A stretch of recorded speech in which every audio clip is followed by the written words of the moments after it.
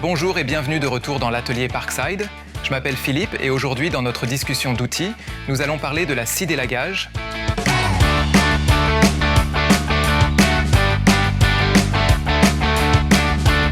Le moteur est un 2 temps à mélange essence-huile et l'appareil a une lubrification automatique de la chaîne. Grâce à sa conception compacte, elle est très flexible. Avant de commencer, la scie est dotée d'un moteur à combustion, donc sois très attentif à certains détails pendant son utilisation et son entretien. Avant chaque mise en service, tu devrais absolument vérifier les choses suivantes. La chaîne est-elle en bon état et bien affûtée ?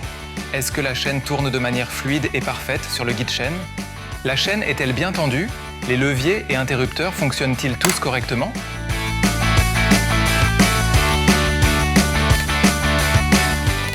Et enfin, vérifie que le bouchon du réservoir de carburant et d'huile de chaîne est bien étanche.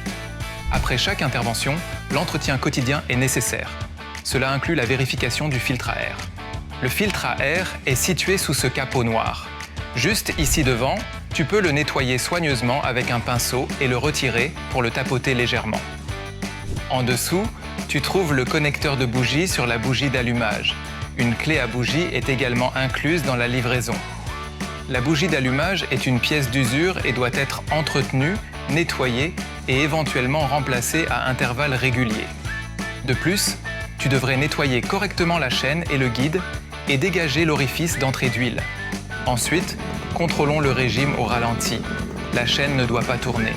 Des informations encore plus importantes se trouvent dans le manuel, que tu devrais absolument lire attentivement. Pour des sujets plus complexes, tels les carburateurs ou autres composants de moteur, consulte un atelier spécialisé. Passons au carburant. Le moteur a une puissance de 0,7 kW ou 0,95 chevaux et brûle un mélange essence-huile dans un rapport de 1:40. Assure-toi d'utiliser la bonne huile pour moteur 2 temps. Cette bouteille de mélange est incluse dans le package. Elle te permet de réaliser facilement le mélange 1:40. Remplis ton réservoir de carburant jusqu'à la ligne inférieure et ajoute de l'huile moteur jusqu'à la ligne supérieure.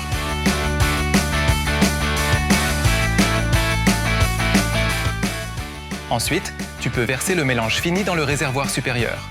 Pour cela, dévisse la vis et utilise de préférence un entonnoir. Dans le réservoir inférieur, je remplis de l'huile de chaîne. Le moteur doit être éteint et refroidi, sinon il y a un risque d'incendie. Avec les tronçonneuses, respecter les consignes de sécurité est crucial. Pense à l'équipement de protection adéquate, respecte la distance de sécurité nécessaire et travaille toujours avec une concentration maximale. Je vais maintenant te montrer comment démarrer la scie. Tu enlèves le protège-chaîne, tu enclenches le frein. Appuie 6 fois sur la pompe à carburant pour bien préparer le moteur. Puis, tire le levier de choke et place le commutateur sur 1. Tiens fermement la scie dans ta main forte pour assurer une bonne prise et tire sur le corde de démarrage pour enclencher le moteur afin que la scie soit prête à l'utilisation.